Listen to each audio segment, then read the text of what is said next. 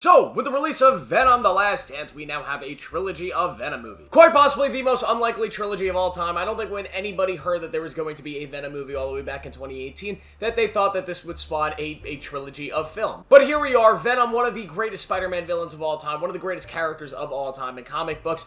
We have 3 movies, and now I'm going to rank them out from worst to best. A movie trilogy that really, both critically and with fans, has been sort of it's divided opinions. There's a lot of people that really love these movies, hence the box office. All of these movies, including the new one, have done extremely well at the box office, which is why they keep making these things. But for the most part, the critical reception to these things has been lukewarm, and most people thinking that they're just okay, but not really anything special. I have my opinions on the film, and I'm going to rank them from worst to best, or worst to slightly better than worse. So this is every single Venom movie ranked. Before I get into it, please make sure to like this video, subscribe for more notifications, and all that jazz I post every single day. Now let's go! This is ground control to Major Tom. Venom: The Last Dance is the newest Venom movie, and in my opinion, it is the worst of the bunch. And I have a few reasons as to why. And most people like to argue that the second movie, Venom: Let There Be Carnage, is the worst movie, that this one is a little bit better than that film. But the one thing I will say about that film, and I'll talk about it more when it comes up on this list, is at least that film had a hook. Something that got me very, very interested in going to the theater to see it. And that hook was seeing Venom and Carnage fight on the big screen for the first time ever. That premise is something that I had wanted to see for a very, very long time and got me hooked in from the moment I got into the theater. Venom: The Last Dance, it doesn't have that hook. It's a movie that is just as boring, just as slow, and just as poorly written as Let There Be Carnage. The only issue is there is no overarching hook to the film, other than the fact that this is the last Venom film. It's The Last Dance. I will say Tom Hardy still brings his A game, and you can definitely feel his passion for this character and this role just bleed onto the screen. He's having so much fun, and because of that, the movie itself at times can be really fun, especially the bromance between Venom and Eddie. I also really like Ralph Ineson's character in this film, although him being in the film was just a cheap way for people to go, oh, maybe this is the Andrew Garfield universe, maybe he's the Lizard. He's not, but he still has a lot of fun. I enjoy his character. The villain, there is no villain in this film.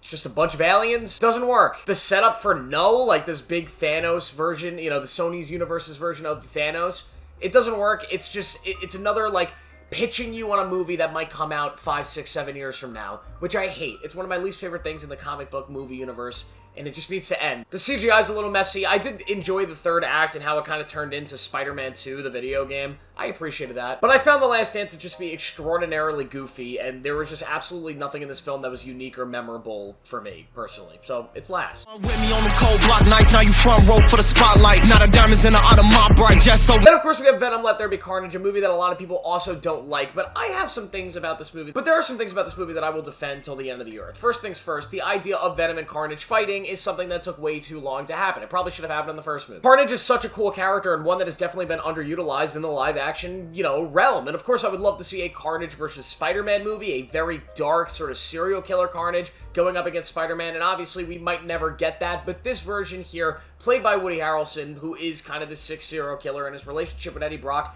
I think worked well enough to carry a movie. It's an entire film that is just weirdly structured. All of this film is essentially just one giant action sequence that lasts for like an hour and 20 minutes. But when this film works, it really works. Venom and Carnage fighting is a lot of fun. This weird bromance, yet again, between Venom and Eddie is awesome. I kind of love the storyline they go through where they're separated and have to come back together. And yet again, Tom Hardy, super passionate, and you could feel it in this film. It also had a great after-credit scene that went absolutely nowhere, but it is what it is. I don't hate this movie anywhere near as much as a lot of people hate it. It's a lot more fun, I think, than The Last Dance, a lot easier to watch, and yet again has that premise and that hook that the third movie just does not have.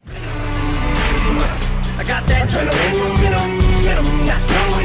And of course, the best Venom movie is the first Venom movie, and I say best, but this is yet again another movie I'm a little bit lukewarm on. But the original Venom movie is the one that I think at least tried to capture the tone of what Venom is supposed to be. This movie that's a little bit darker, this story that's a little more mysterious, and Venom not being this sort of goofy, fun, comedic character, but he could be this dark, sort of badass character in this villainous type role, which is what I want to see in a Venom movie, and I feel like I've never really gotten. There's an ounce of, I don't want to say horror, but just darkness to this film, mixed in with some really, really well done comedy that makes this one work a lot better than the others. I also think this one had the best villain of the three, despite the fact that the villain in this film still is really weak and generic. But this guy that's this billionaire studying these symbiotes and ends up becoming, you know, a symbiote himself and having the big final fight, I think it works well enough, and the final fight of this movie is easily the best of the three. I love Eddie sort of getting used to Venom and learning what the symbiote is and learning, you know, what that means to have it on him. I also like how they tried having a lore set up with the symbiotes and how they connect to people, lore that they just, and world building that they just kind of threw out in the later films, but I appreciate that they at least tried in this first one. There's just something about the first Venom movie that's so kind of ugly and cheap. You know what I mean? And kind of all three of these movies that felt very, I don't want to say low budget, but it just felt like there wasn't as much care put into the visual aspects of these films as some of the other ones. And when I say other ones, I mean other comic books. But easily the first Venom is the best one that we've ever gotten. So what is the future of Venom? Well, I don't know. I think the obvious thing is to bring in Tom Hardy and Eddie Brock into the big Avengers universe using the multiverse. But I think, honestly, I would like to move on. I would like to take the symbiote, bring it into the MCU, the Tom Holland universe, and maybe do what they did in Spider-Man 2, and let Venom and a new version of Venom be somebody that's not Eddie Brock. And of course, I would love to still see Eddie Brock versus Spider-Man, Tom Hardy meeting Tom Holland or Andrew Garfield. That would be incredible. But I think it's time to move on from this version of the character so we can get a darker, more villainous version in the Tom Holland universe. But that's just my opinion. What are your guys ranking the series? Let me know down below. Make sure to like this video, subscribe for more notifications. I'll see you in the next one.